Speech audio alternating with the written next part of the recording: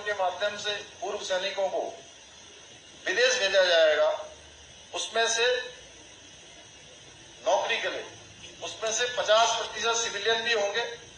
अभी तक उपनल के माध्यम से 22,500 लोगों को रोजगार मिला है। जल्दी ही हम उनके विनियमितीकरण की प्रक्रिया हमारे मंत्रिमंडल में पहले से हम लोगों ने निर्णय ले लिया है, जल्दी ही उसको भी हम आगे करेंगे।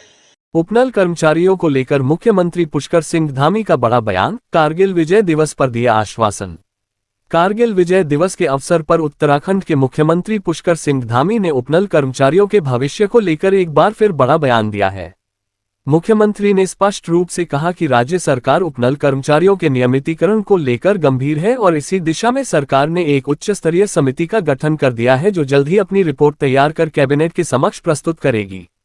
इस रिपोर्ट के आधार पर उपनल कर्मचारियों को चरणबद्ध तरीके से नियमित करने की कार्यवाही प्रारंभ की जाएगी। मुख्यमंत्री धामी का ये बयान उस समय आया है जब प्रदेश भर में उपनल कर्मियों की नियुक्ति प्रक्रिया और उनके भविष्य को लेकर चर्चाएं लगातार तेज होती जा रही हैं। हजारों की संख्या में उपनल के माध्यम से कार्यरत कर्मचारी लंबे समय से नियमितीकरण की मांग कर रहे हैं।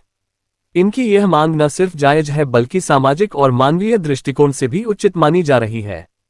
इन कर्मचारियों की मेहनत और योगदान को लेकर समाज और सरकार दोनों भली भांति परिचित हैं।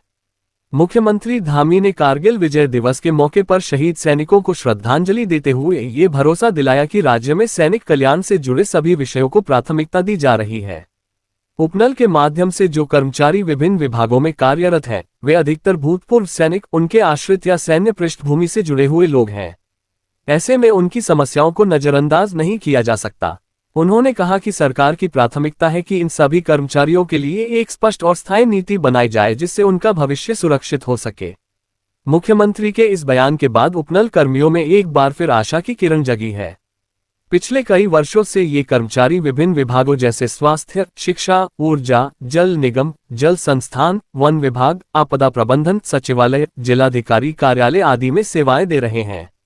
इनमें से कई कर्मचारियों की सेवा अवधि 10 से 15 साल से भी अधिक हो चुकी है, लेकिन आज भी वे अस्थायी कर्मचारी की श्रेणी में गिने जाते हैं। न तो उन्हें स्थायी कर्मचारियों जैसी सुविधाएं मिल रही हैं और न ही वे सामाजिक सुरक्षा योजनाओं के लाभ से पूरी तरह जुड़ पाए हैं। धामी सरकार द्वारा गठित की गई समिति में विभिन्न विभागों के वरिष्ठ अधिकारी शामिल किए गए हैं। इस समिति को स्पष्ट निर्देश दिए गए हैं कि वह सभी विभागों में कार्यरत उपनल कर्मियों की संख्या, उनके कार्यकाल, योग्यता, कार्यदायित्व और विभागीय आवश्यकता जैसे पहलुओं पर विस्तृत रिपोर्ट तैयार करें। इस रिपोर्ट को कैबिनेट में प्रस्तुत करने के बाद आगे की प्रक्रिया तय की जाएगी। सरकार का मानना है कि सभी उपनल कर्मचारियों को एक साथ नियमित करना व्यवहारिक नहीं है, इसलिए यह प्रक्रिया चरणबद्ध तरीके से की जाएगी। सबसे पहले उन कर्मचारियों को शामिल किया जाएगा जो लंबे समय से कार्यरत हैं, जिनकी सेवाएं अनवरत रही हैं और जिनका प्रदर्शन संतोषजनक रहा है।